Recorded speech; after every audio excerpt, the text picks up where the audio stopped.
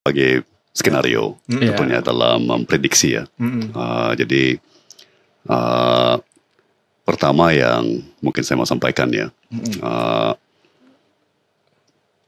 ya kita masih menunggu data-data, fakta-fakta dari lapangan dan juga hitungan-hitungannya. Tapi kayaknya banyakkan orang bisa menyetujui bahwa efek daripada bansos itu ada, itu real, ya kan?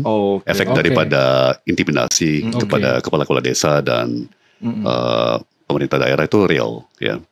Nah, kita masih hitung-hitung ya, tapi hemat saya kalau dua efek itu dihilangkan, ya, menurut saya sih mayoritas daripada pemilih itu tidak di garis keberlanjutan.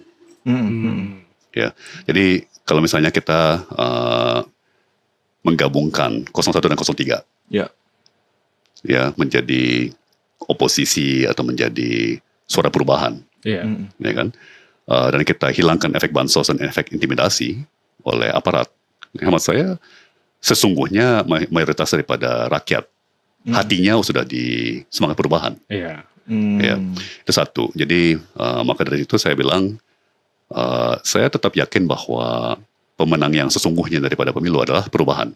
Ya, apakah itu dalam bentuk Pak Ganjar, Pak Mahfud, atau dalam bentuk Pak Anies dan Pak Muhaimin. Karena saya review sedikit soal politik ini kan karena menarik juga sih Pak Tom.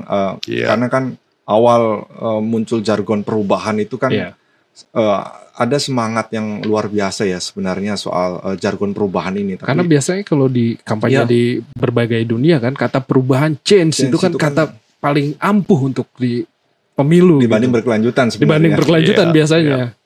Tapi memang powernya dari bansos itu memang dampaknya sangat kuat, Pak Tom. Mari nanti kita lihat angka-angka ya, dan data dan fakta. Ini masih dalam proses kompilasi ya. Tapi kedua, kira-kira begini, dalam pemilu 2024 kita menghadapi atau mengalami hal-hal yang belum pernah dialami dalam sejarah Indonesia, ya, termasuk guyuran bansos besar-besaran, ya, termasuk intimidasi secara masif ya kepada banyak pimpinan-pimpinan daerah dan sebagainya. Nah ini kalau saya boleh pakai analogi yang pertama kali dipakai Pak Muhaimin saat pendaftaran di KPU, ya, kita ibaratkan ini sebuah pertandingan sepak bola, ya kan. Nah kita bayangin sebuah pertandingan sepak bola, di tengah-tengah pertandingan tiba-tiba gol satu pihaknya roboh. Tiangnya, gawangnya kadang-kadang tiba-tiba roboh, ya kan. Terus kedua tim masih main terus, ya kan.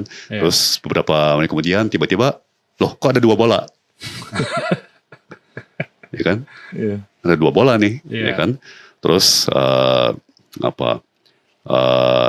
tiba-tiba di tengah pertandingan kok tiba-tiba di sana ada 17 pemain, di kita 11 pemain. Ada kan? Kelebihan pemain. Kan persebelasan. Nah, itu ada kelebihan pemain gitu kan. Nah, di titik mana kita bilang, wah ini sih udah terlalu kacau. Ini mah udah bukan pertandingan lagi, ya kan. Ini udah kayak lelucon, udah kayak komika gitu kan. Masa tiba-tiba ada 17 pemain sebelah sana, 11 di sini. Nah, tiba-tiba gawang tiangnya roboh, ya kan. Di titik mana kita akhirnya menyimpulkan ini mah nggak ada pemenang, nggak ada yang menang, nggak ada yang kalah, karena seluruh gamenya udah tidak punya legitimasi. Jadi itu yang hemat saya berbagai kalangan saat ini masih meraba-raba. Ya, apakah seperti apa tingkat legitimasi daripada keseluruhan proses pemilu ini? Ya, jadi ini bukan hanya masalah sempit, angka lawan angka atau hitungan lawan hitungan, ya, tapi lebih dari keseluruhan daripada pertandingan gitu ya.